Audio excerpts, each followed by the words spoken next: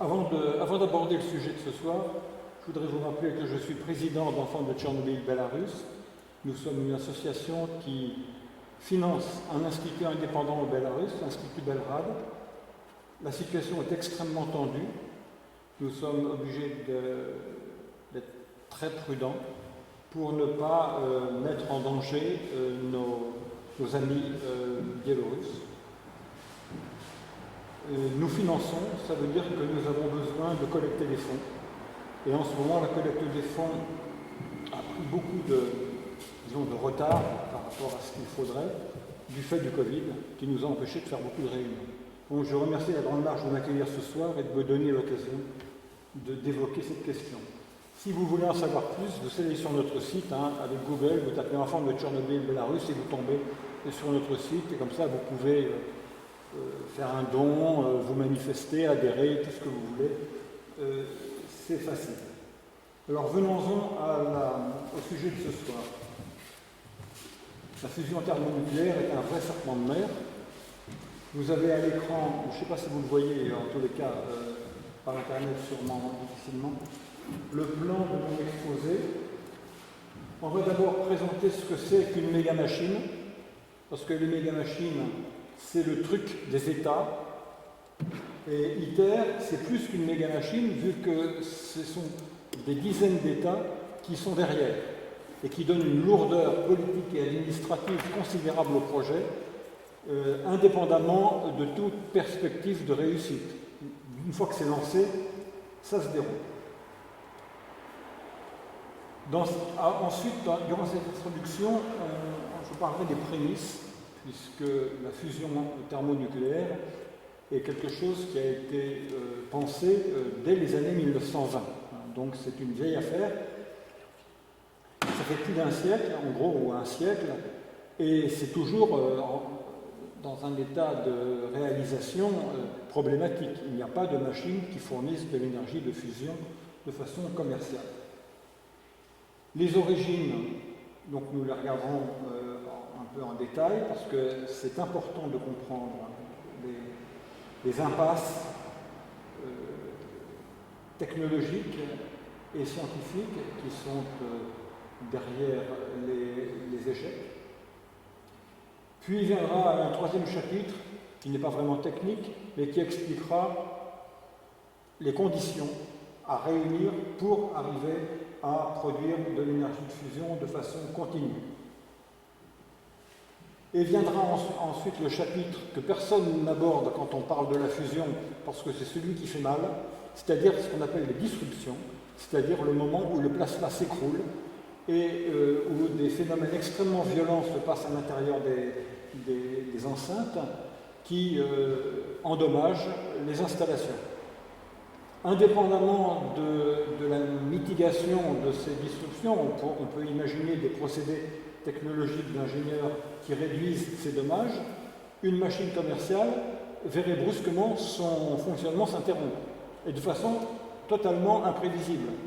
Ce qui fait que, même si on arrive à faire des fusions qui produisent assez d'énergie pour qu'on en retire quelque chose, les interruptions rendraient commercialement l'usage de ces machines quasiment non compétitif.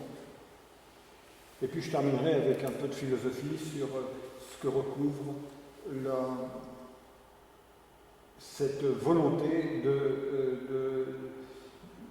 des physiciens de poursuivre leur collecte de fonds pour s'amuser avec tous les problèmes que pose le plasma. Alors qu'est-ce que c'est qu'une méga-machine ? Méga-machine, c'est un concept que le philosophe Lewis Mumford a forgé dans son livre Le mythe de la machine dans les années 70. La méga-machine, c'est une entreprise d'État qui vise à produire quelque chose qui concentre tous les savoir-faire et tous les fantasmes et mythes d'une époque. Le bon exemple de méga-machine antique, c'est la grande pyramide de Khéops. Il y a des prémices, c'est-à-dire qu'il y avait d'autres pyramides qui avaient déjà été construites. Il y avait un savoir-faire, puisqu'il fallait être capable de déplacer et d'assembler des blocs de 2,5 tonnes, puisque en gros la pyramide est constituée de blocs de 2,5 tonnes, avec quelques pierres, quelques morceaux encore plus massifs, puisque ceux qu'on voit en chevron au-dessus de la chambre du roi pèsent 70 tonnes. Il fallait avoir les techniques pour les mettre en place. Donc vous imaginez que ça concentrait un tas de savoirs, de géométrie, de travaux publics et d'organisation, puisqu'il y avait environ 100 000 ouvriers payés, ce n'était pas du tout des esclaves comme certains l'ont dit, et les pierres venaient de loin. Donc il fallait les transporter sur le Nil ou dans la mer Rouge, ensuite les faire arriver par terre. C'était une entreprise absolument gigantesque qui a pris 20 ans. Quel était le but? Le but, c'était de conférer à Pharaon l'éternité. Pharaon était un dieu, et il fallait lui conférer, un dieu incarné par un homme, il fallait lui conférer l'éternité. Donc la pyramide, c'est une machine à fabriquer l'éternité, à donner l'éternité à Pharaon. Vous savez que ça a échoué. D'ailleurs, la momie de Khéops a été enlevée par les voleurs avec son sarcophage très peu de temps, sans doute, après l'inhumation. Le financement de cette opération colossale était possible parce qu'il y avait de très grands surplus agricoles grâce à la fertilité des terres au bord du Nil et aux échanges commerciaux avec la Crète et la Nubie. C'est-à-dire, d'une part, avec donc les peuples de la mer, les Phéniciens, et les Minoens, et d'autre part, les peuples de l'intérieur, c'est-à-dire les Nubiens. Alors, ITER peut être considérée comme une méga-machine pour le XXIe siècle. C'est une méga-machine mondiale. Ce n'est plus celle uniquement d'un État, comme celle de Khéops, elle est mondiale. Son but est aussi d'assurer l'éternité de la fourniture d'énergie à la population mondiale. Donc, il y a toujours cette idée qu'il y a ce fantasme, il y a ce désir d'éternité qui est derrière la conception et le développement de cette méga-machine. Elle est portée par le lobby des physiciens, alors que la méga-machine de Khéops était portée par les prêtres et les astronomes et les géomètres. La construction, a commencé en 88 avec des tests préliminaires avec d'autres machines et elle est censée fonctionner en 2025, c'est-à-dire 37 ans de développement. Donc c'est plus que la pyramide, c'est 2 fois plus que la construction de la pyramide. Les dimensions sont proprement exceptionnelles. Le volume de l'enceinte où doivent avoir lieu les fusions fait 830 mètres cubes, c'est plus de 10 fois les machines les plus grandes qui ont déjà été construites, et c'est important de noter cela. Il a fallu fabriquer 100 000 km de fils supraconducteurs, une entreprise absolument colossale. Il y a 18 bobines d'électroaimant de 310 tonnes qui vont servir à confiner le plasma dans l'enceinte, et une énorme bobine, un énorme électroaimant de 1 kilotonne qui sert à fournir l'énergie au plasma pour que le courant s'amorce et que la température augmente. Le financement est de 20 milliards d'euros, pris sur des budgets de recherche et de développement de 6 pays, plus l'Union européenne. Il y avait 100 000 ouvriers pour construire la pyramide, il y en a 40 000 en gros qui sont employés. Si on rapporte le budget, 20 milliards, c'est-à-dire 2 milliards par an, parce que le budget est vraiment devenu efficient, a été distribué à plein régime depuis une dizaine d'années. Et si on compte 50 000 euros par an et par employé, ça fait effectivement l'équivalent de 40 000 ouvriers. Donc une entreprise absolument colossale. Les méga-machines ont besoin de très grandes structures administratives pour les gérer, les contrôler et que tout se déroule avec une certaine efficience, qu'il y ait de l'huile dans les rouages. L'organigramme ici, qui est un organigramme simplifié de ITER organisation, vous donne une idée de la lourdeur du processus une fois lancé. Tous ces organismes qui sont ici présentés de façon synthétique, reliés dans un organigramme, par des liens d'échange, pèsent de leur poids. Si on interrompt l'ITER, ça fait autant de mécontents qu'il y a d'organismes, et à l'intérieur des organismes, autant de mécontents qu'il y a de membres.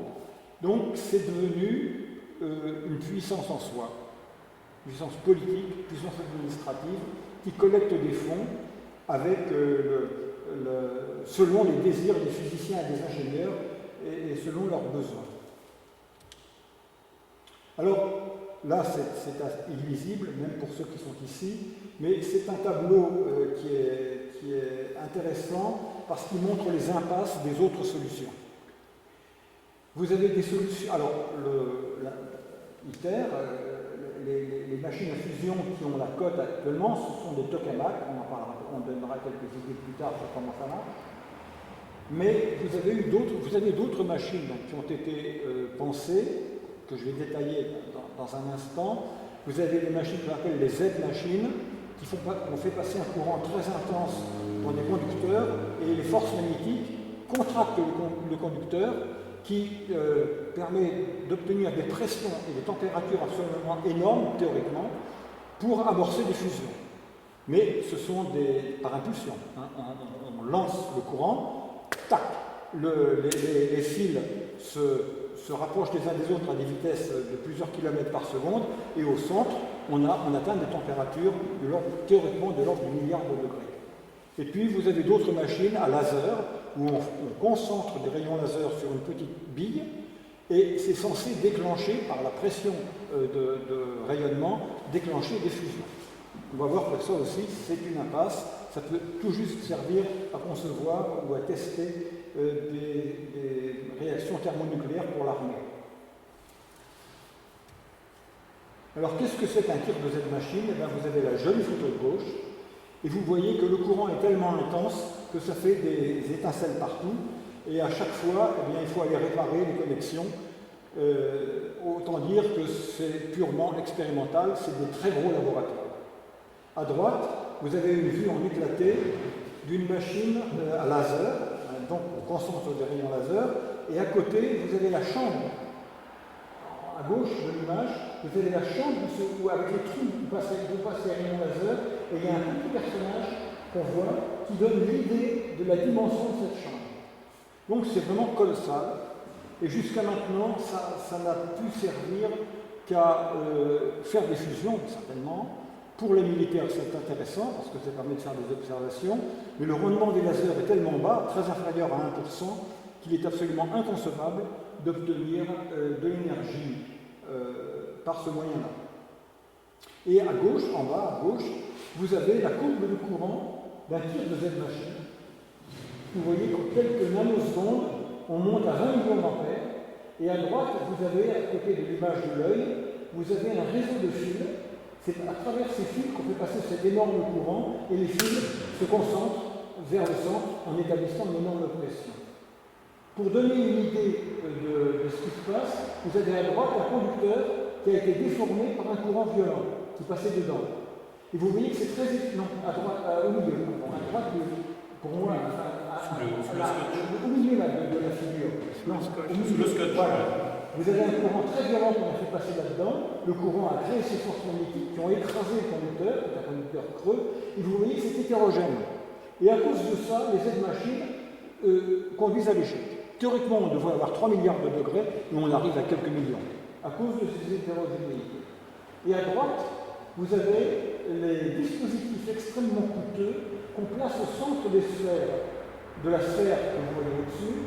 Alors à droite, vous avez, on appelle ça un hall-round, c'est-à-dire que c'est une petite chambre qui permet, parce qu'on n'arrive pas à concentrer les rayons directement sur les sphères. Donc on les envoie sur les parois par l'intérieur, comme on voit à droite là, sur la dernière figure. On voit les rayons laser qui arrivent, qui se réfléchissent sur les parois du hall-round et qui compriment la bille. Voilà. Alors une bille comme ça, actuellement, ça coûte $1 million. Si jamais ça marchait, il faudrait trouver un processus pour les injecter à l'intérieur du hall-round à raison de 60 000 par heure. À $1 million la boule, même si on réduit de 10 le coût, vous voyez qu'il n'y a aucune rentabilité. C'est du bidon. Quand on fait croire qu'on peut faire de l'énergie avec ça, ça sert à faire des tests pour l'armée, pour les armes nucléaires. Ça sert c'est des simulations qui évitent d'avoir à faire des tirs en vraie grandeur. Donc il faut avoir ça présent à l'esprit, parce qu'à chaque fois qu'on attaque, que les physiciens trouvent qu'il y a trop d'argent qui est mis dans les machines, les tokamaks, comme ITER, eh bien, ils disent il y a d'autres solutions. Et ils vous sortent les Z-machines et les systèmes laser. Or, les uns comme les autres, actuellement, ce sont des échecs sur le plan des perspectives. Ça ne produira pas d'énergie. On ne voit pas comment surmonter les difficultés qui sont inhérentes au procédé. Instabilité, coût, et même instabilité pour les billes minuscules de tête d'épingle qui contiennent du tritium et du deutérium pour faire des fusions,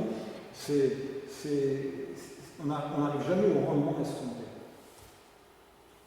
Alors maintenant, venons-en aux origines, parce qu'il faut bien voir que si ça fait un siècle qu'on en parle, c'est qu'entre-temps, on a travaillé, bien entendu. Alors c'est dans les années 20, suite aux théories d'Einstein, à la théorie de la relativité restreinte, l'équivalence matière-énergie, qu'on a commencé à concevoir que l'énergie des étoiles provenait de fusion. Alors le problème, c'est que pour fusionner des atomes, il faut des températures absolument énormes, pour fusionner à coup sûr, de l'ordre de 3 ou 4 milliards de degrés. Mais vous avez la mécanique quantique qui vous dit que par effet tunnel, on a des probabilités de réalisation de fusion à des températures plus faibles. Et c'est un physicien russe, Gamov, qui l'a démontré avec des températures, des énergies très inférieures à celles qui étaient nécessaires pour vaincre la répulsion électrique entre deux atomes quand on veut les fusionner. Les premières fusions réussies ont été réalisées avec un accélérateur de particules en 1934. Donc c'est une vieille affaire, la fusion. On a su fusionner en 1934 des atomes de deutérium, de lithium et d'autres éléments en les accélérant à une vitesse suffisante. Parce qu'en fait, c'est pas très difficile. Hein. Vous accélérez à 100 kV, pensez que le grand accélérateur de Genève, il fait, je crois, je ne sais plus combien de téraélectronvolts, donc on a des ordres de grandeur bien plus considérables, et avec 100 kV, vous arrivez au milliard de degrés quand il y a une percussion. Donc vous pouvez avoir des fusions, et il y en a eu. Enrico Fermi a démontré qu'on pouvait faire des fusions à 50 millions de degrés Kelvin. Donc la fusion, en 1944, quand Fermi a montré cela, apparaît dans l'horizon du possible. 50 millions de degrés, c'est dans l'horizon du possible. Alors l'idée, c'est de créer un courant plasma qui va dans un tore, qui va se tenir lui-même par les effets électromagnétiques, ce qu'on appelle le pinch effect, c'est-à-dire le pincement. Donc ce courant qui tourne dans un tore, ce courant de plasma, va se tenir par les forces électromagnétiques qu'il crée lui-même. Le problème, c'est qu'il est instable.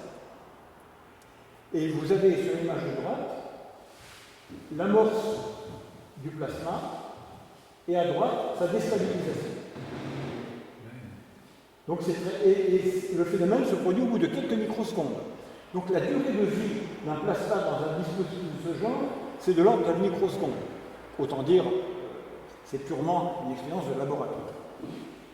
Et les Anglais ont pensé qu'il suffisait de mettre des bobines autour du tore pour renforcer l'effet électromagnétique propre du courant. Et c'est la machine Zeta, dont on va parler maintenant, qui a été construite en 1957 à Harvard. Alors c'est une assez grosse machine, on voit le petit bonhomme à côté, c'est une assez grosse machine. On voit la bobine qui sert à accélérer, une grosse bobine qui pèse 300 tonnes, et puis on la voit là parce que c'est cette grosse bobine, voilà, c'est ça. Ça c'est la grosse bobine qui sert à accélérer le plasma et donner l'énergie au plasma et à faire tourner le courant et à monter la température. Et puis autour, on voit les bobines qui servent à augmenter le confinement du plasma. Alors avec cette machine, on a réussi à avoir un plasma stable pendant de l'ordre de la milliseconde. Donc on avait gagné un facteur 1000 par rapport aux machines à tore antérieures.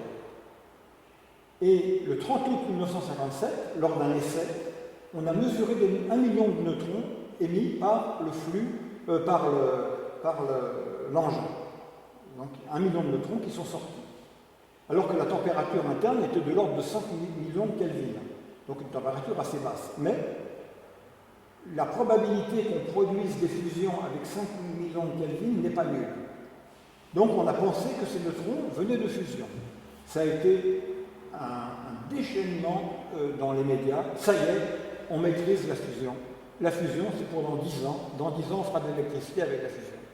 Et tout de suite, un très grand nombre de projets ont été mis sur pied pour faire des machines encore plus grosses. Les Anglais, par exemple, avaient prévu et avaient déjà dessiné les plans d'une machine Zeta-2 qui était destinée à accroître les résultats, à augmenter les résultats en fournissant au plasma non plus l'énergie qui était prévue de 500 000 joules par la grosse bobine pour accélérer le plasma, mais 100 mégajoules, c'est-à-dire 200 fois plus. Donc on s'apprêtait à faire vraiment une énorme machine, un saut qualitatif considérable. Jusqu'au moment où, en analysant le fonctionnement de la machine, on a compris, premièrement, que le courant ne pouvait pas rester longtemps parce qu'il a sa propre résistance et l'énergie n'arrête pas de baisser. C'est-à-dire que la température du plasma baisse de façon continue. Et ensuite, les neutrons ne venaient pas de réaction de fusion, mais du fait que durant les instabilités qu'on a vues, qui existent aussi dans cette machine, eh bien le plasma est venu percuter la paroi et le choc des protons, c'est-à-dire des ions d'hydrogène sur la paroi, a produit des neutrons. Et donc ce n'était pas des fusions, c'était des neutrons arrachés par l'énergie de percussion des protons du plasma. Alors là, c'était la grande désillusion. On a compris qu'on s'était complètement fourvoyé, que les espoirs étaient anéantis, et là, ça a été une très mauvaise passe pour les physiciens. Mais il se trouve qu'en Russie, 2 physiciens, Andrei Sakharov et Igor Tamm, ont conçu le tokamak comme la solution pour résoudre les problèmes que posait la machine Zeta. Donc vous voyez, dans l'histoire, au moment où une voie apparaît comme une impasse, vous avez quelques physiciens qui lèvent le doigt en disant « Ah, moi, j'ai une meilleure solution ». Et donc là, ce sont l'ère des tokamaks, c'est donc ouverte en 1958. Alors, le problème, c'est de fabriquer et de confiner des plasmas. Ça n'a rien à voir avec ce qui se passe dans le Soleil, et il faut bien en être conscient. Quand on vous dit que les machines comme ITER, c'est le Soleil sur Terre, c'est faux. Ça n'a rien à voir avec les mécanismes dans le Soleil.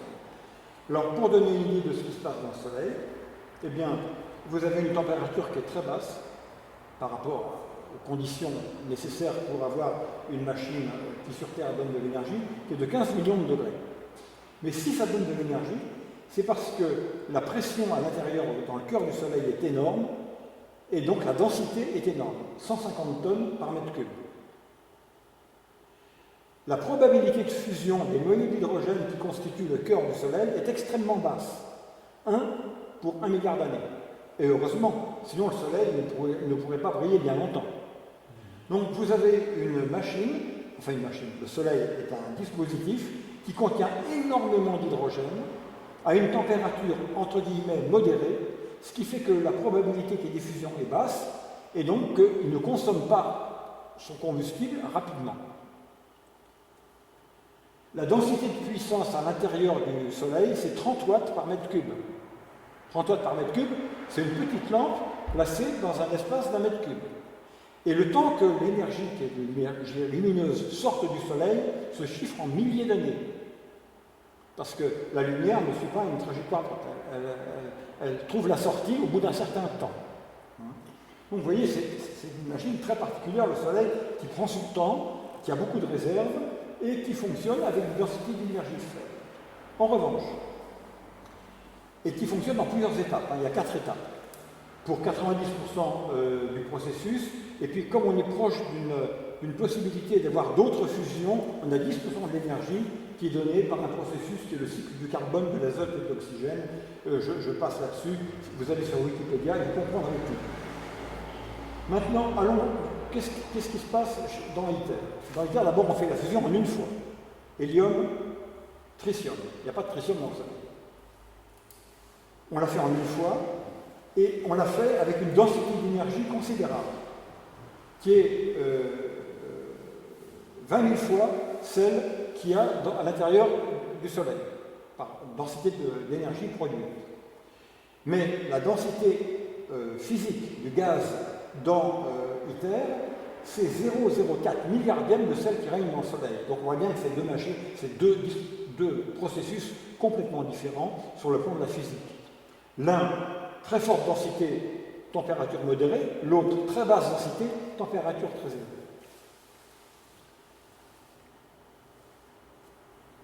Par ailleurs, dans une machine comme ITER, on ne peut pas, les fusions ne se déclenchent pas toutes seules comme dans le Soleil, grâce aux forces de gravité. Il faut fournir de l'énergie au plasma. Et ITER est calculé, entre guillemets, pour nécessiter 50 MW pour en produire 500. Ça veut dire que le coefficient de production, qu'on appelle le coefficient Q, vaut 10. On fournit 50 et on aurait 500. D'accord? Avec ces 500, il faut alimenter les bobines, les grosses bobines, il faut fournir les 50 en question et sortir cette énergie pour produire de l'électricité, éventuellement, ce qui ne sera pas le cas. Donc, ces simples considérations montrent que ITER n'a rien à voir avec un soleil fabriqué par l'homme. Ça, c'est un propos de bonimenteurs. C'est des boniments de foi pour abuser les décideurs ou leur donner des arguments parce que pour eux, c'est comment dire, c'est un argument. Je me rappelle d'un débat avec un député sur cette question. Je lui ai démontré que c'était bidon tout ça, et il m'a dit mais qu'est-ce que vous voulez? Il faut bien avoir une vision. Hein? Donc les décideurs ont besoin de vision qui leur permet de se projeter dans l'avenir, en l'occurrence dans l'éternité, comme Pharaon. C'est vraiment des processus mentaux très analogues, si vous voulez. Et vous avez donc des gens, des vulgarisateurs, ou même des physiciens, parce que c'est écrit dans des livres signés, ou dans des articles signés par des physiciens, qui prétendent que ITER, c'est le Soleil sur Terre. Non, ça n'a rien à voir. Physiquement, ça n'a rien à voir. Alors, quelques étapes historiques, parce qu'après tout, ça fait 7 décennies maintenant, depuis le début des années 60, même la fin des années 50, que des machines à fusion ont été construites et ont produit des résultats. Vous avez les courbes, que vous voyez là, deux courbes. Celle d'en dessous, c'est l'évolution de la puissance des températures dans les tokamaks, et celle du dessus, c'est l'évolution de la puissance des microprocesseurs d'ordinateurs. Alors là, je trouve que c'est le summum de la malhonnêteté. Comparer des choses qui marchent, les ordinateurs, avec des choses qui ne marchent pas, ou très mal, les tokamaks. Mais avec ça, vous abusez les bonnes gens. Parce que vous voyez, on progresse même un peu plus vite que les gens qui vous fabriquent des ordinateurs. À gauche, la courbe en vert, la droite en vert, c'est la croissance de vitesse et de puissance des unités centrales d'ordinateurs, et en dessous, c'est celle des performances des différentes tokamaks. Alors, pour faire vite, vous n'avez qu'une seule machine qui a obtenu un coefficient Q, donc production d'énergie par fusion rapporté à l'énergie qu'on fournit au plasma, qui est égal à 1. C'est une machine japonaise qui, pendant 28 secondes, a obtenu ce résultat, avec un courant plasma de 3 millions d'ampères. Les autres machines, certaines ont fonctionné plus longtemps, comme celle du CEA, Torre Supra, qui a réussi à fonctionner plus de 5 minutes, plus de 6 minutes même, mais avec un coefficient qui est de seulement 0,18. C'est-à-dire que la machine n'a pu produire l'énergie de fusion qu'à 18% de celle qu'on avait fournie au plasma. Autant dire que l'exploit était quand même relatif. Et puis vous avez une grosse machine qui s'appelle JET, qui est la plus grosse machine actuellement en fonctionnement, qui est celle de l'Union européenne, 100 mètres cubes, alors que ITER en fait 830. Elle a un courant de 5 millions d'ampères, courant plasma de 5 millions d'ampères, et elle a pu fonctionner 20 secondes, avant que le plasma ne se détruise par disruption, on va en parler bientôt, avec un coefficient Q de 0,65. Voilà où on en est depuis le premier tokamak T1 construit en Union soviétique à l'Institut Kurchatov de Moscou. Depuis 1958, ça fait donc 42 plus 20 T1, ça fait 63 ans.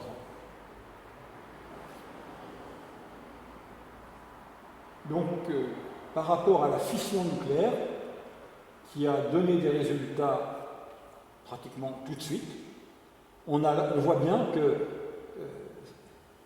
c'est un peu pénible hein, d'essayer de réussir à tirer de l'énergie de fusion thermonucléaire. La jeunesse d'ITER, c'est illisible, mais je vais quand même vous la détailler un petit peu, parce que c'est très intéressant de voir sur le plan politique, parce que c'est une opération strictement politique, comment ça s'est passé. Gorbatchev avait pour conseiller et ami, pour conseiller et ami, parce qu'ils vivent tous les deux toujours, Evgeny Velikhov, un physicien des plasmas. Et au moment du rapprochement de la détente entre Reagan et Gorbatchev en 1985, il fallait mettre quelque chose sur la table à faire en commun. Et Velikhov a fourni l'idée à Gorbatchev d'ITER. Dire, eh bien, on va faire quelque chose en commun, ce sera la fusion thermonucléaire. C'est un projet d'avenir, on va se projeter, et comme ça, la détente va être comment dire, consolidée par un projet commun qui va prendre du temps. C'est très important de penser, de voir comment la jeunesse vient de là. Tout de suite, ça a mordu à l'hameçon, puisqu'à la réunion suivante, ça c'était la réunion de Gorbatchev et Reagan, la première réunion de 1985, la deuxième réunion à Reykjavik, le Japon, les États-Unis et l'URSS décident effectivement de concevoir ensemble un projet de réacteur thermonucléaire international, ITER. Et le début des études de conception a commencé en Allemagne en 88, 2 ans après, donc très vite. Vous voyez, la décision politique était là, et tout de suite, on a commencé. Les études d'ingénierie, une fois que l'étude de faisabilité physique par les physiciens a été faite en Allemagne, les débuts des études d'ingénierie, c'est 92. Et le conseil d'ITER, ITER par MC, un conseil d'ITER, donc c'est un conseil international de toutes les parties, en 98, a avalisé un design définitif, qui n'est pas celui d'ITER aujourd'hui. C'est une machine 2 fois plus grosse, 3 fois plus puissante. Et les physiciens ont dit, à ces conditions, on obtiendra le coefficient Q de 10, le fameux coefficient Q de 10, à cette condition. Seulement, quand on a vu, quand les États-Unis ont vu ce que coûterait le projet, avec les aléas forcément qui l'accompagnaient, ils se sont retirés. Là, c'était vraiment un choc, parce que sans les États-Unis, c'est-à-dire sans les initiateurs avec les Russes de ce projet, eh bien, c'était terminé. Vous imaginez bien que tout le monde se serait débandé. Alors, les gens d'ITER, c'était déjà une grosse machine. Hein. Pour eux, le point de non-retour était déjà franchi. Il fallait continuer. Donc, ils ont réduit la taille de la machine.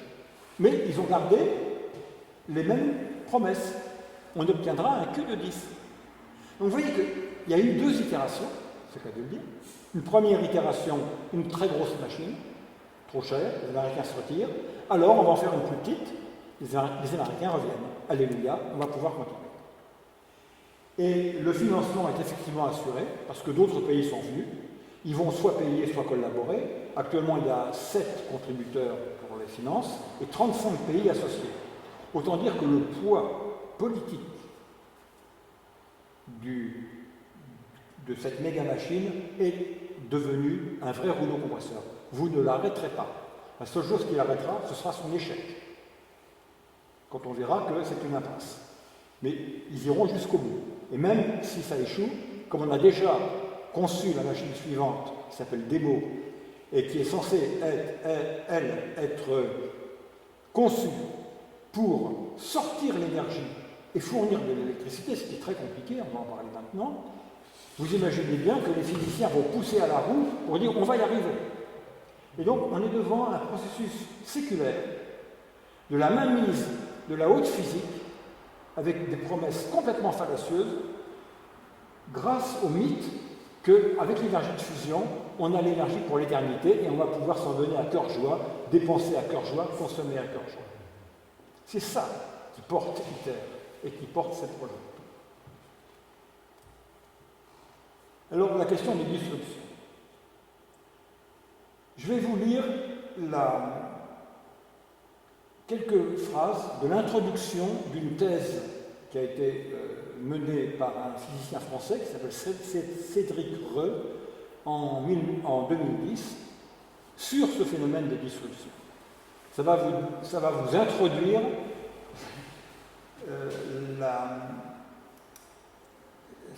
ça va vous montrer l'étendue des problèmes et les difficultés qu'ils posent.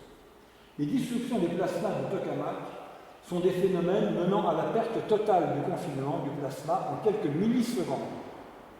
Elles peuvent provoquer des dégâts considérables sur les structures des machines, par des dépôts thermiques localisés, des forces de Laplace, qui a des forces magnétiques dans les structures, et par la génération d'électrons de haute énergie dits découplés, c'est-à-dire des coups de foudre, pouvant perforer les éléments internes. Leur évitement n'étant pas toujours possible, il apparaît nécessaire d'amoindrir leurs conséquences, tout spécialement pour les futurs tokamaks dont la densité de puissance sera de 1 à 2 ordres de grandeur, c'est-à-dire 10 à 100 fois plus,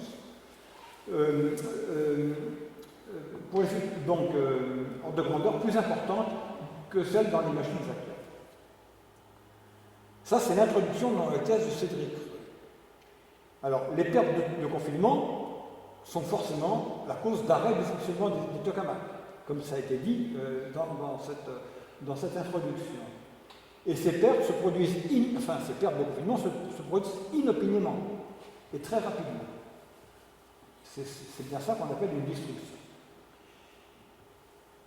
Alors, ces disruptions, on n'en parle pas beaucoup quand on vous parle d'ITER et de la fusion, mais elles mobilisent énormément d'efforts chez les physiciens et d'expérience avec les tokamaks existants pour essayer d'en réduire les effets.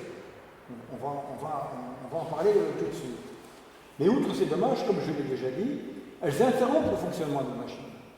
Donc, si c'est une machine de production d'énergie, son fonctionnement devient intermittent. Comme les éoliennes, si vous voulez. Mais là, il faut réparer la machine, parce qu'il y a des dégâts. Ce n'est pas le vent qui est tombé, c'est le plasma qui s'est brusquement effondré et qui a provoqué des dégâts à l'intérieur de la machine. Alors, voilà des images de destruction locale, d'endommagement local dû à des disruptions. L'image d'en haut, c'est une destruction qui, dans le tokamak de Jet, le gros tokamak européen, a fondu une pièce qu'on appelle le divertor, je passe sur les détails, vous trouvez tout chez Wikipédia, a fondu des pièces en beryllium. Alors c'est un peu embêtant, parce que le beryllium, c'est l'un des poisons les plus violents qui existent à la surface de la Terre. Et il y en aura 300 tonnes dans ITER, dans les parois d'ITER, qui recouvriront les parois d'ITER. Je vous dirai pourquoi on fait des parois en beryllium après. Ensuite, en dessous, vous avez l'action des forces de Laplace qui ont tordu une pièce d'un limiteur de Torre supra. Vous voyez, elle est tordue. C'est une pièce passive, métallique, et les courants induits ont généré une force qui a tordu la pièce. Il faut la changer. Tant qu'on n'a pas fait de fusion, il n'y a pas eu de neutrons, il n'y a pas de radioactivité à l'intérieur de la machine. Dès qu'il y aura des fusions, la machine sera radioactive. À cause des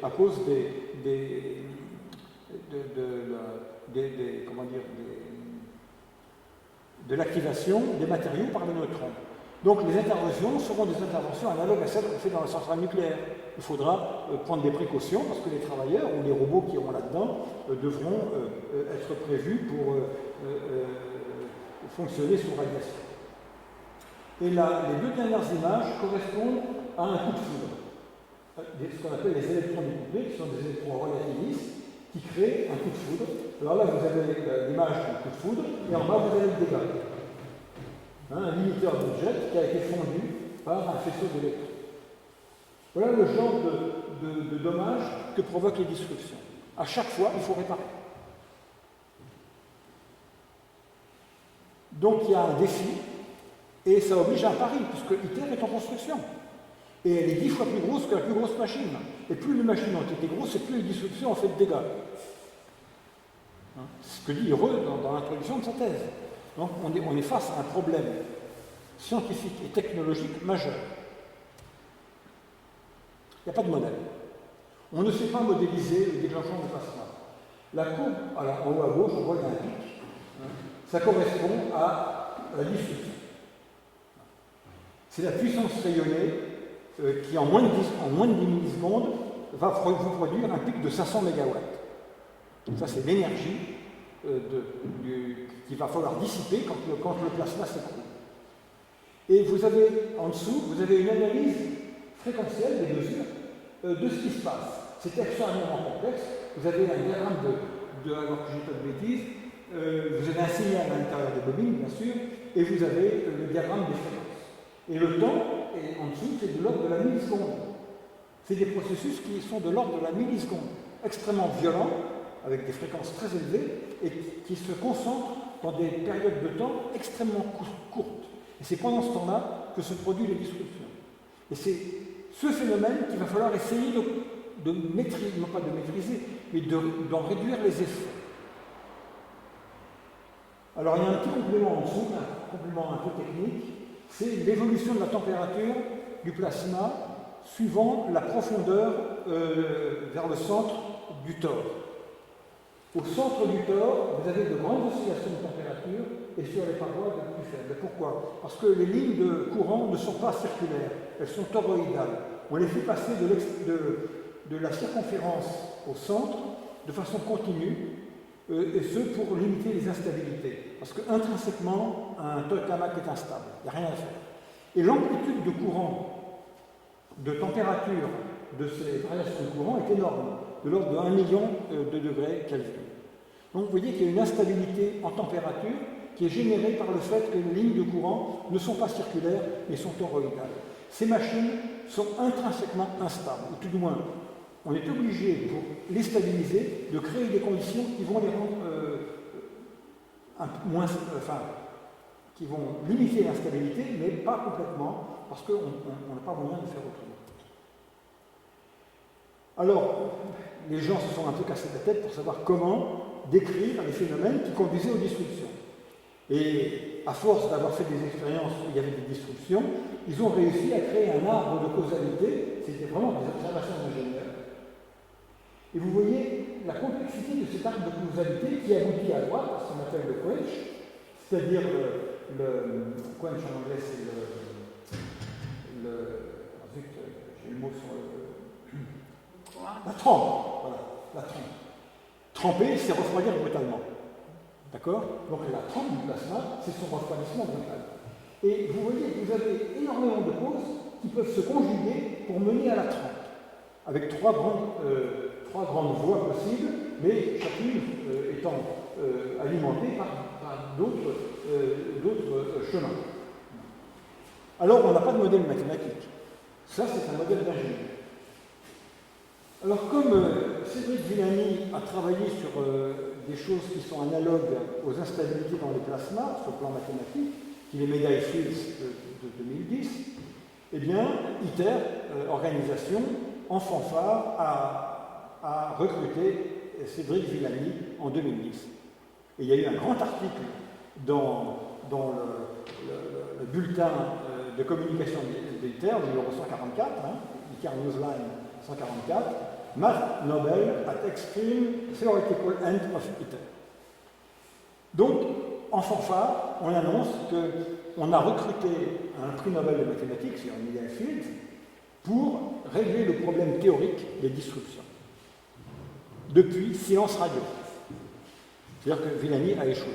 Oh, c'est pas parce qu'il est mauvais, c'est parce que le problème, pour l'instant, il n'y a aucun cerveau humain qui a réussi à comprendre comment modéliser, avec un modèle de physique mathématique, ce qui se passe quand une disruption va se déclencher. Parce que le problème, c'est qu'il faut l'anticiper. Alors, on a tenté plein d'expériences, on en a ici quelques-unes, qui sont ici dans ce tableau, pour réduire l'impact d'une disruption, enfin des disruptions. En gros, on injecte du gaz au moment où on pense, où on détecte qu'une disruption va se produire. Mais injecter du gaz, ça prend un peu de temps.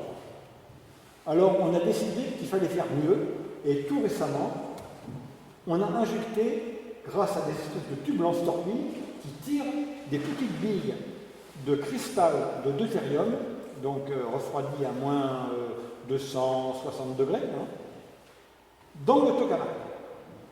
Et à ce moment-là, on s'arrange pour qu'il soit pulvérisé pulvérisé en petits morceaux, au moment où il entre dans le tokamak, pour que son effet soit plus rapide. Et l'image de droite vous montre l'injection d'une de ces petites billes de deutérium dans le tokamak. À ce moment-là, ça va plus vite que si on injectait du gaz. Et alors, quand les premières expériences ont été réussies d'injection de ça, alors ça fait une grande annonce. Youpi, on a une solution meilleure, on injecte des glaçons de deutérium dans le jet. Ça, c'est dans le jet, hein, dans le tokamak européen. Vous voyez, on bricole, mais c'est de la haute bricole. Des tubes lance-torpilles qui vous envoient des cristaux de deutérium solidifiés à moins de 260 degrés dans un tokamak pour limiter les disruptions. L'air, ce n'est pas pour limiter les disruptions. Ce qu'on montre là, c'est l'essai d'injection. Maintenant, il faut encore que le moment où on va l'injecter soit bien repéré en observant les mesures qu'on fait sur le plasma. On peut dire, ah oh là, il est venu, il faut injecter. Mais comme c'est de l'ordre de la milliseconde, tout ça est contrôlé par ordinateur, bien entendu. Ce n'est pas un bonhomme qui appuie sur un bouton rouge pour lancer le plasma. Voilà où on en est. Après 70 ans de développement des tokamaks. 65 ans.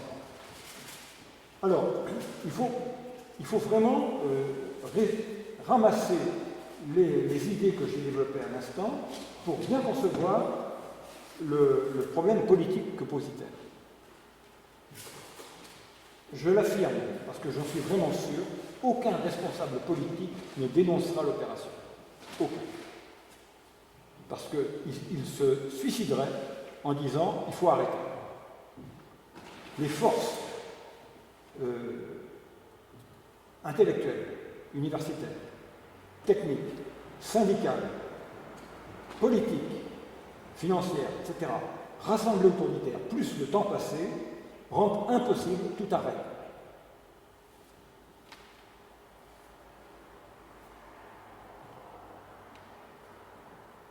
On est devant quelque chose qui ressemble à l'échec des surgénérateurs, mais en pire.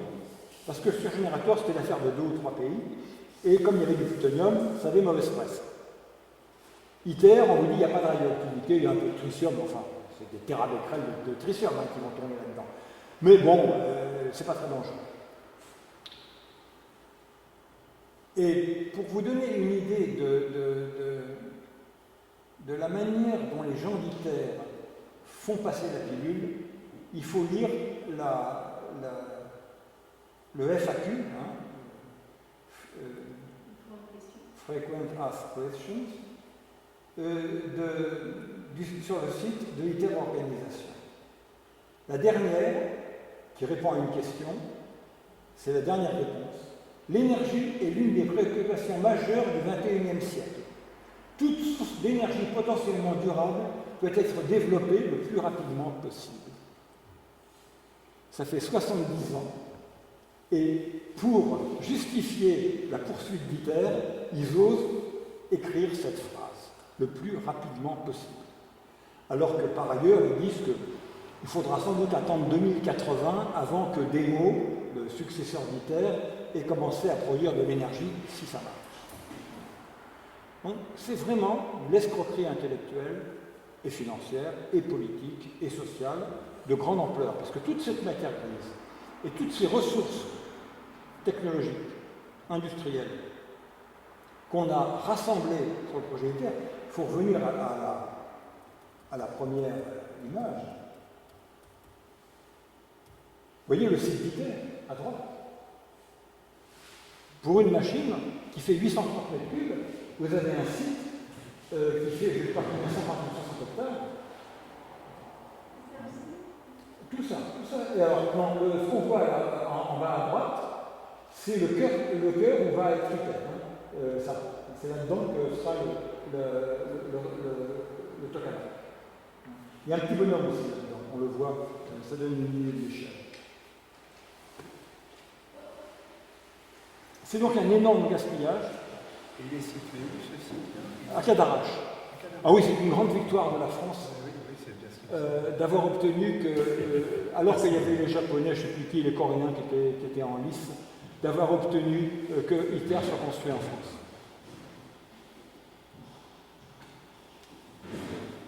C'est considéré comme une grande victoire. Voilà donc ITER, voilà la fusion en perspective historique. Alors, à chaque fois que ITER est mise en cause, comme je vous l'ai dit, des physiciens, entre guillemets, dissidents, montent au créneau pour dire il y a d'autres machines qui peuvent faire mieux, donc les Z-machines ou les lasers, mais on sait très bien que ça ne marche pas. Mais ils vous donnent les calculs théoriques si tout était parfait. Mais la physique, à cette densité d'énergie-là, n'est pas parfaite. Rien à faire. De même que les bombes atomiques, quand elles explosent, ne fournissent pas une explosion homogène. Je vais vous le prouver tout de suite d'ailleurs, parce que c'est amusant de le voir. Vous allez voir ce que c'est qu'une explosion atomique et vous allez voir que c'est complètement hétérogène. C'est là ce que vous allez voir. Je l'avais montré l'autre jour. Mais c'est bien pour dire que malgré toutes les précautions qu'on prend, tous les efforts qu'on fait pour obtenir quelque chose d'homogène, on n'y arrive pas. C'est pareil avec la fusion, on n'y arrive pas. Alors on va le mettre grand écran.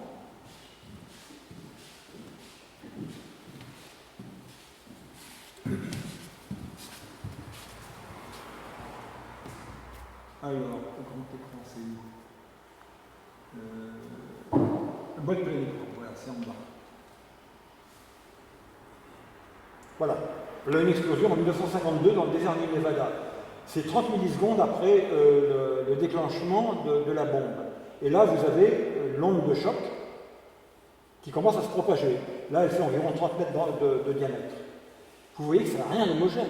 Et pourtant, Dieu sait si on a fait des efforts pour concentrer le plutonium de telle sorte que la masse critique reste bien sphérique. Et elle n'est pas restée sphérique. Et la moindre déformation conduit à une instabilité, à une hétérogénéité dans la réaction en chaîne, et la bombe explose d'une façon désordonnée. C'est un peu comme le Big Bang, qui avait des hétérogénéités qui ont fait que l'univers n'est pas homogène. Hein. C'est parce qu'au départ, il y a des hétérogénéités. Ben là, vous les avez. En physique, on ne sait pas faire sans hétérogénéité. Il n'y a rien à faire.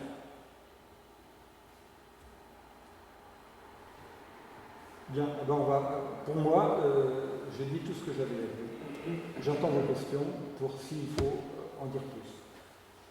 Alors, attendez, là, on va revenir à une présentation plein écran pour le cas où. Voilà. Alors, vous deviez nous dire un mot du composant là, qui devait tapisser le beryllium. Ah, les beryllium. Alors oui, c'est quelque chose que je voulais développer, mais là, j'avais déjà pris beaucoup de temps, je ne l'ai pas fait. Vous faites bien de me le rappeler. Normalement, dans la fusion dans l'ITER, vous produisez un neutron par fusion, un neutron excédentique. Donc, l'énergie se divise en deux, celle emportée par le neutron et celle emportée par l'hélium qui est produit. Celle qui est emportée par l'hélium sert à maintenir le plasma chaud. Et celle qui est emportée par le neutron va traverser la paroi pour régénérer le lithium, enfin régénérer le tritium par une capture dans du lithium. Et au même moment, transférer son énergie thermique, enfin sous forme thermique, pour éventuellement produire plus tard de l'électricité. Mais le rendement n'est pas égal à 1. Il faut donc avoir un exhausteur de neutrons. Et celui qui, pour l'instant, marche le mieux, c'est le beryllium. Donc, les neutrons vont d'abord traverser le beryllium pour se multiplier un petit peu, pour qu'on soit sûr d'avoir assez de tritium pour que la machine n'ait pas besoin de tritium venant de l'extérieur, parce que le tritium, il y en a très peu à l'état naturel. Pour le produire, il faut des réacteurs atomiques, donc tout ça deviendrait assez contre-productif. Il faut que la machine produise son tritium. Et pour ça, pour l'instant, on met les parois en beryllium. Et là, 300 tonnes brutaires. Pour des mots, ce sera forcément beaucoup plus. Et comme c'est le produit le plus toxique, le métal le plus toxique de la création, vous imaginez que s'il y a un accident grave, vous aurez du beryllium dans la nature. Et c'est bien plus grave que le tritium qui sera libéré simultanément, parce que son action est instantanée. Donc, il y a un grand nombre de paris, vraiment un très grand nombre de paris. On a plusieurs questions sur Internet. Oui. Donc, une des questions est reliée. Quel risque présente ITER? Peut-il y avoir une explosion ou des fuites dangereuses? Explosion, non, c'est impossible, puisque s'il y a un problème, ça s'arrête. Ça s'éteint. Donc, ce n'est pas du tout comme un réacteur atomique. Un réacteur atomique peut exploser, et ils l'ont prouvé. ITER ne peut pas exploser. D'accord? Alors, il peut y avoir des accidents qui seraient liés à des destructions des électroaimants par perte de supraconductivité. Je n'ai pas trouvé de description précise du processus accidentel qui se déroulerait alors, mais quand on sait que l'énergie magnétique contenue dans ces électroaimants est absolument considérable, c'est l'équivalent d'un croiseur lancé, un navire, lancé à 200 km/h, on peut se demander s'il n'y aurait pas des dégâts qui pourraient amener à des fuites de tritium, et éventuellement du beryllium, puisqu'il y a du beryllium dans l'installation. Mais ça n'est pas documenté, donc je ne peux pas répondre à cette question. Sinon que, oui, il y a beaucoup d'énergie accumulée dans les bobines, l'énergie magnétique, et si cette énergie se transforme brutalement en énergie mécanique par perte de supraconductivité, parce qu'à ce moment-là, l'électroaimant il explose, alors là je ne peux pas vous dire ce qui se produit. Autre question, est-ce que la fusion crée des déchets radioactifs? Alors comme je l'ai dit, il y a des déchets d'activation, puisque l'installation subit des flux de neutrons très élevés, un peu comme dans un réacteur atomique. Donc vous avez toutes les structures internes et celles qui sont traversées par les neutrons qui se trouvent devenir radioactives. Et puis il contient du tritium. Alors le tritium, normalement, doit rester confiné, à la fois celui qui est dans l'installation, qui est consommé par la fusion, et celui qui est produit dans le lithium par activation. Par activation. Seulement, le tritium, c'est comme l'hydrogène, c'est un gaz qui diffuse, parce que c'est l'hydrogène, l'hydrogène lourd, qui diffuse très facilement. Donc, on peut raisonnablement craindre qu'il y ait des fuites.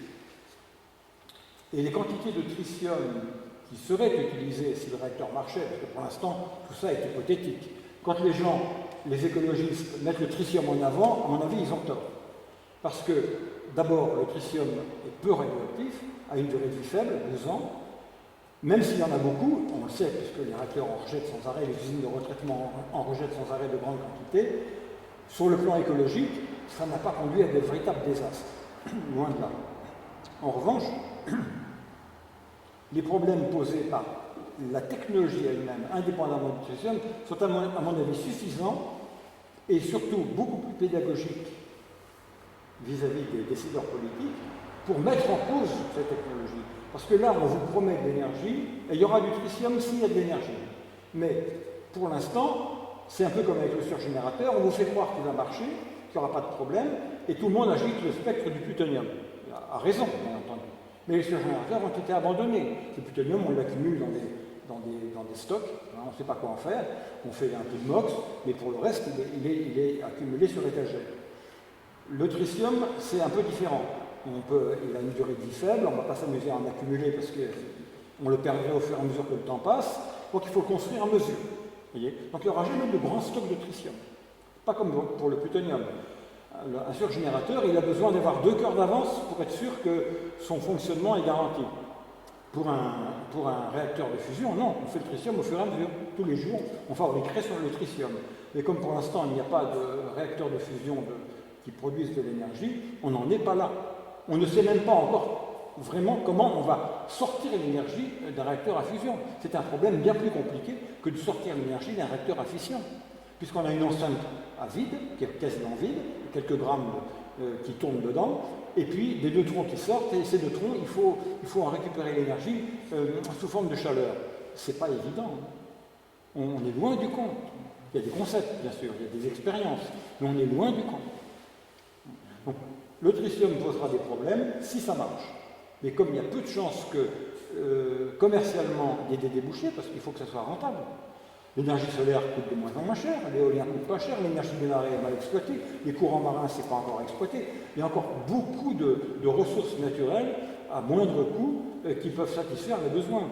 Donc quand arriveront les machines à fusion, si elles arrivent un jour, ça coûtera tellement cher qu'on dira bon bah d'accord, ça a marché, bravo, vous avez réussi un joli coup, mais excusez-nous, c'est trop cher. Voilà. Autre question, oui. Tu n'as pas parlé des expériences chinois. Où sont les Chinois sur le sujet? Oh ben, ils ont un tokamak qui a réussi une expérience analogue à celle de Jet ou de Torre Supra. Ils ont réussi à tenir 100 secondes, je crois, ou 120 secondes avec un plasma à autour de 100 millions de degrés, je crois, un truc comme ça. Mais bon, ils sont dans la course. Et comme les Chinois sont très, sont très fiers de leur capacité, ils veulent de façon autonome réussir quelque chose. Mais ils sont aussi dans l'ITER. Hein. C'est-à-dire que tous les parties prenantes d'ITER ont leur tokamak. Hein. Ils font des expériences qui vont servir ITER. ITER, c'est la locomotive qui justifie qu'on construise d'autres tokamaks un peu plus petits pour faire des expériences qui vont permettre de favoriser, d'aider à la mise en route d'ITER. Parce qu'il y a beaucoup de problèmes à résoudre et il vaut mieux avoir un petit peu préparé le terrain. C'est des avant-gardes, ça veut dire. ITER, c'est le gros des troupes, puis ça, c'est les avant-gardes. Question, a-t-on une idée sur les conséquences d'éventuelles fuites de beryllium? Ah ben oui, c'est un toxique chimique terrible et il faudrait confiner les gens et puis décontaminer les sols qui auraient reçu des particules de beryllium. Ah oui, ce serait analogue après Tchernobyl ou après Fukushima où on gratte un peu le sol pour essayer de retirer les saletés avant que la pluie les emporte. Astrid, qui a été abandonnée, c'était quoi comme technologie? Astrid, c'est un sous-superphénix qui n'a pas trouvé son financement. D'accord. Les Japonais avaient quitté, c'est ça? Ah non, les Japonais avec un projet à Tokaimura de surgénérateur, mais je crois qu'il était même plus petit qu'Astrid. Mais ils ont eu plein de problèmes, ils ont eu des accidents, enfin, ça a mal tourné. Et puis après Fukushima, tout ça est abandonné parce que vous imaginez avec du sodium, un séisme, en plus plein de plutonium à l'intérieur. Politiquement, ça ne marche pas. Et finalement, le projet de fusion, mis à part le fait que ça paraît infaisable, c'est juste le scandale financier qui... Pas seulement, pour moi, il y a le scandale financier. Il n'y a pas de risque pour l'humanité, là, en l'occurrence. Non, bien sûr que non. Mais le scandale, à mon avis, n'est pas financier. Ce que j'ai voulu essayer de vous faire comprendre, 20 milliards, c'est rien finalement. 20 milliards. La crise du Covid nous a coûté 400 milliards. Ouais. Le père de Ferroviaire, 20 milliards aussi. Voilà. Manque d'argent pour les hôpitaux. 23 milliards. Bon. Donc, entre guillemets, c'est rien. Mais le problème, c'est que ça concentre le meilleur savoir-faire, les meilleurs cerveaux, les technologies les plus pointues, pour rien. Uniquement pour alimenter des fantasmes et des rêves. Mais les physiciens, ils trouvent évidemment leur compte, parce qu'ils s'amusent. C'est des problèmes difficiles. Les physiciens, comme les mathématiciens, ils ne prennent leur pied que si c'est difficile. Plus c'est facile, c'est pour les ingénieurs ou pour les bureaux d'études. Mais quand c'est difficile, non, alors là, c'est pour nous. Et ça coûte très cher. Donc, il faut payer. Et d'où une propagande absolument effrénée pour maintenir la pression. Ça occupe combien de cerveaux brillants? Je ne sais pas, mais à mon avis, plusieurs milliers. À mon avis, plusieurs milliers. Et rien que pour ça, on ne peut pas dénoncer l'escroquerie en définitive. Ou alors. Mais non, parce que c'est comme le lobby militaro-industriel.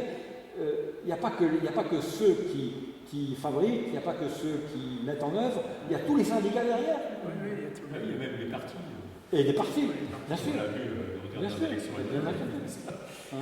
Donc, ce sont des luttes sociales, ce sont des machines sociales et politiques extrêmement puissantes, très lourdes, et la seule chose qu'on puisse faire, c'est ce que j'essaye moi avec mes petits moyens, c'est de faire comprendre d'où ça vient, qu'est-ce qui meut ce système de puissance, qu'est-ce qui le mobilise, qu'est-ce qui le motive, et pourquoi les gens adhèrent.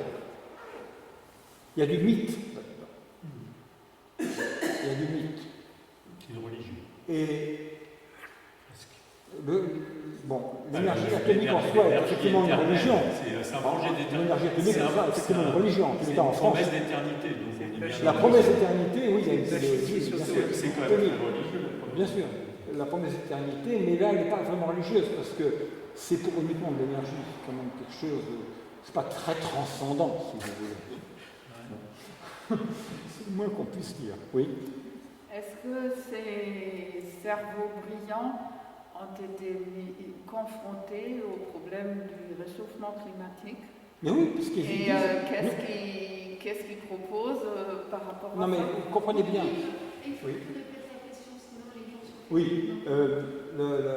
la question c'était est-ce que ces gens-là prennent en considération le changement climatique? Bon. Oui, indirectement. Je ne sais pas si vraiment, parce que je n'ai pas tout lu, si l'argumentaire va jusque-là, mais vous savez qu'il y a beaucoup d'écologistes, entre guillemets, qui sont contre les éoliennes, qui sont contre les barrages, et pour les barrages, à raison. Parce que sur le plan écologique, c'est vraiment extrêmement lourd. Qui peuvent même être éventuellement contre l'énergie photovoltaïque à cause des ressources qu'il faut mobiliser pour produire les panneaux, etc. ITER arrive en disant nous, on marche en circuit fermé. Ouais, on est déclaré. Voilà. Ouais. On marche en circuit fermé. Une fois que la machine est construite, il faut la construire.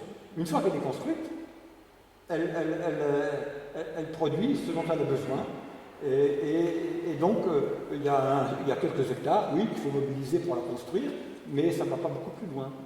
Bon, je ne sais pas encore une fois si cet argument a été utilisé, mais c'est un dernier recours possible pour s'impliquer dans ces histoires de changement climatique, oui, certainement. Mais quand d'ailleurs, regardez la conclusion de l'Interorganisation, on peut penser qu'ils y ont songé. Est une des préoccupations majeures du XXIe siècle, toute source d'énergie potentiellement durable doit être développée le plus rapidement possible.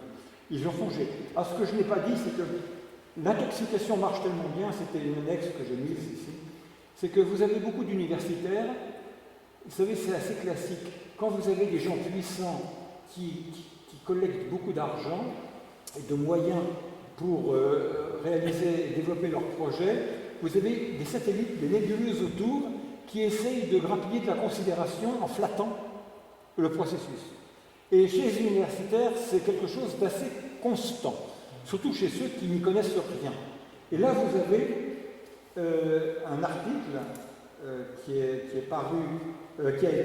produit par une agrégée de géographie de l'École normale supérieure de Lyon, avec la collaboration, je pense, d'une physicienne qui s'appelle Catherine Simon-Vernin. Et le titre de leur document, c'est « Maîtriser la fusion, le dossier scientifique et technique aperçu ». Alors, ce qui est intéressant, c'est que dans ce dossier, Alors tout est dit que sur le blabla habituel de la propagande d'ITER, que les perspectives, les 500 millions de watts, on les aura, etc., etc. Il n'y a pas un mot sur les disruptions. C'est-à-dire que la physicienne qui s'est associée avec la géographe pour faire un article de promotion de la fusion dans une revue qui est une revue de... ça s'appelle Géoconfluence. Voyez. Bon. C'est normal, ça. Elle a bien passé sous silence le problème de base, les disruptions. Ce qui pourrait remettre en cause, et qui déjà, à mon avis, remet en cause le projet dans son intégralité. Et le pire, c'est qu'elle se permet de conclure. Comme disait Flaubert, il nécessite de conclure. Et dans ce domaine, encore plus, puisqu'on ne sait pas où on va. Alors, on ne peut pas conclure.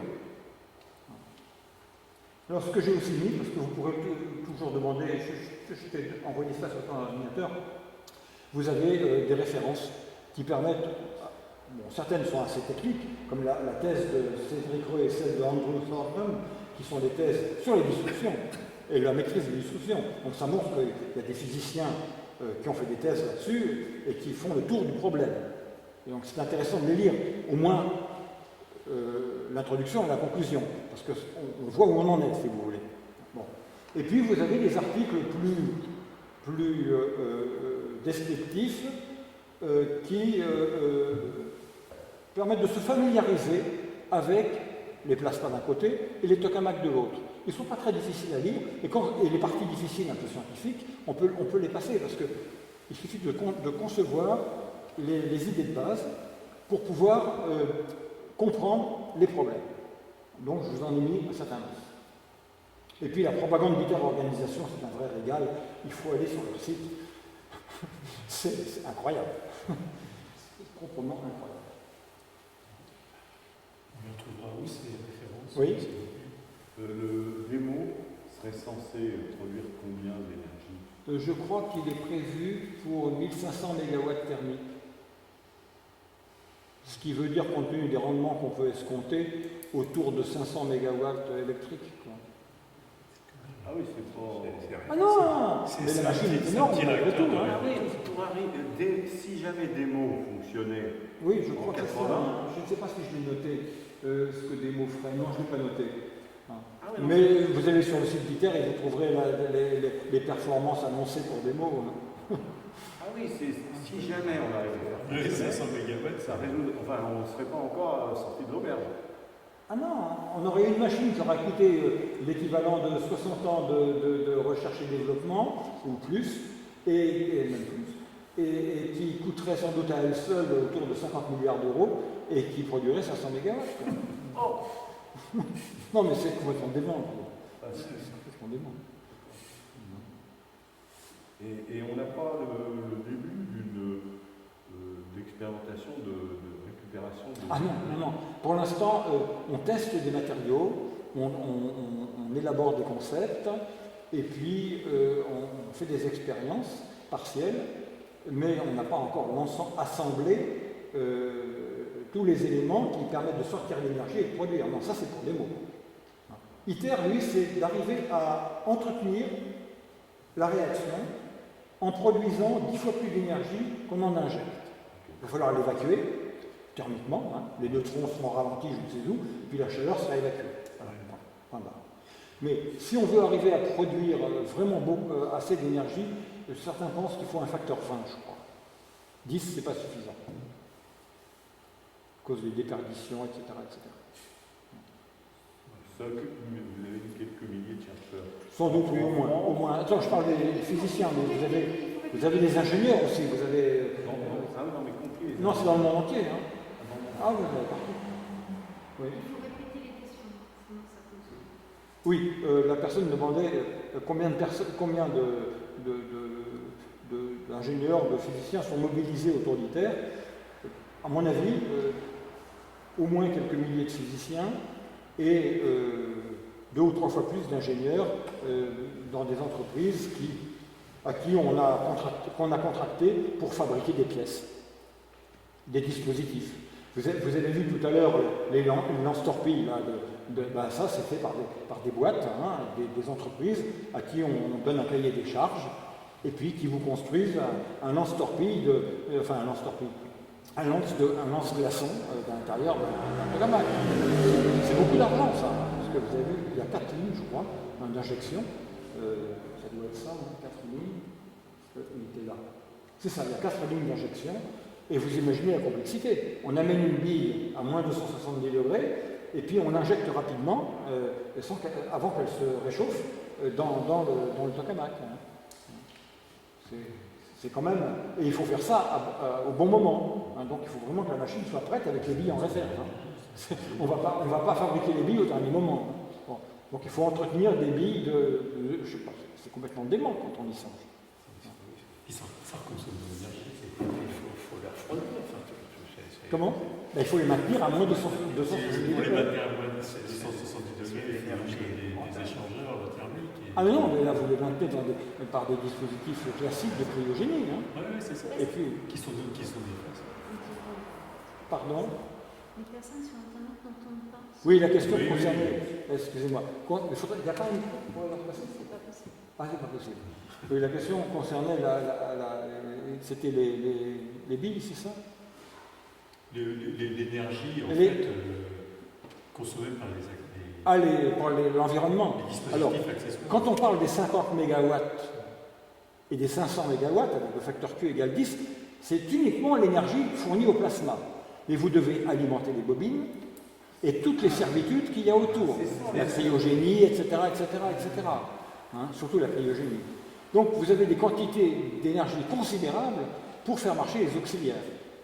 Et puis ces fameux tubes lance-torpilles qu'on voit là à l'écran, eh bien il y a une réserve de billes, hein, comme un chargeur si vous voulez, hein, qu'il faut maintenir par cryogénie aussi à la bonne température. Hein. Bon, là c'est peu par rapport aux bobines qui font 300 tonnes, plus la grande qui fait 1000 tonnes. Alors vous imaginez, 1000 tonnes de matériaux, dont une grande partie de matériaux supraconducteurs, il y a pas mal d'hélium liquide qui est autour, hein, et qu'il faut maintenir liquide. Hein, c'est impératif. Hein, sinon on perd, le bobinage se détruit. Alors, une toute dernière question sur Internet, et puis après on va Oui. conclure. L'interdiction des armes nucléaires par l'OTAN pourrait amoindrir l'intérêt d'ITER si celui-ci est en fait utilisé pour les recherches sur l'arme nucléaire en catimini. Non, il ne faut pas considérer que l'ITER puisse servir dans ces recherches. Ce qui est utilisé par les militaires en France, c'est mégajoules. Donc c'est un dispositif comme celui que j'ai montré tout à l'heure, où vous avez 190, je crois, rayons laser, rayons X, qu'on concentre sur une bille avec un Hall-Raum pour avoir un peu plus d'homogénéité. Avec ça, on déclenche des fusions et ça permet de calibrer l'amorçage des bombages. Ça, c'est pour les militaires. ITER, non. ITER ne peut absolument pas servir à concevoir des armes nucléaires ou à améliorer les armes nucléaires. Non. ITER, c'est vraiment un projet civil. C'est ce qui fait sa force, entre guillemets. C'est qu'on ne peut pas suspecter qu'il va servir les militaires. Dès le départ, c'est le génie de Velikhov, c'est d'avoir dit à Gorbatchev, tu proposes ça à Reagan et tu vas voir, ça va marcher. Parce que c'est pas militaire, il n'y a pas de risque, et puis c'est un projet d'avenir. Ben, ça a marché politiquement, le feu de Dieu. Hein. Ça a marché, le feu de Dieu. Ben, merci beaucoup. Merci. Merci.